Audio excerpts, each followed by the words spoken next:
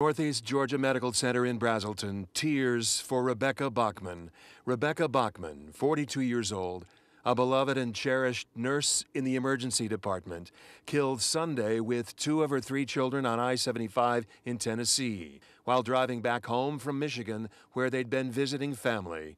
Rebecca ran into the back of a semi-tractor trailer that had slowed in heavy traffic. The outpouring of love and support, kind words, messages, is really helping not only myself but my family to get through this. Ben Bachman, Rebecca's former husband, the children's father, is with their youngest child now in a hospital in Knoxville.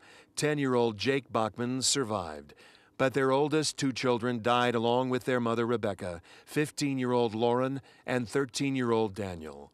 Family and friends call Becky Bachman incredible, the epitome of a good nurse, loved and respected by doctors and patients, studying to be a nurse practitioner, a lifelong runner. Rebecca was an amazing mother, hard worker. She was an amazing person and loved her kids more than anything else. Friends have set up an online fundraising campaign to support the family.